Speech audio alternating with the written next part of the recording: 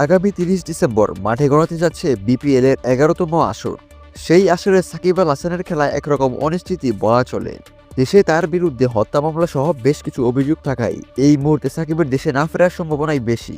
আর এই অনিশ্চয়তার মাঝেই পাকিস্তানের ফ্র্যাঞ্চাইজি লিগ পিএসএল এ নাম দিয়েছেন সাকিব। নিজেদের অফিসিয়াল ফেসবুক পেজে পিএসএল কর্তৃপক্ষ গতকাল সন্ধ্যায় সাকিবকে নিয়ে 59 সেকেন্ডের একটি ভিডিও পোস্ট করেছে। বাংলাদেশের তারকা অলরাউন্ডারের নজর করার শট তার স্পিন বেলকির কয়েকটি মুহূর্ত ভিডিওতে দেখানো হয়েছে। ক্যাপশন দিয়েছে, বাংলাদেশের তারকা অলরাউন্ডার সাকিব আল হাসান আনুষ্ঠানিকভাবে পিএসএল ড্রাফটে নাম লিখিয়েছেন।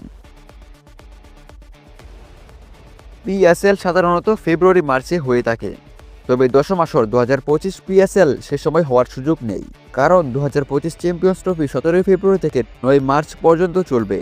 হাইব্রিড মডেলে পাকিস্তান ও সংযুক্ত আরব আমিরাত মিলে হবে আইসিসির ইভেন্টটি, যে কারণে পিএসএল মাঠে গড়ানোর কথা আইপিএল এর সময়ে।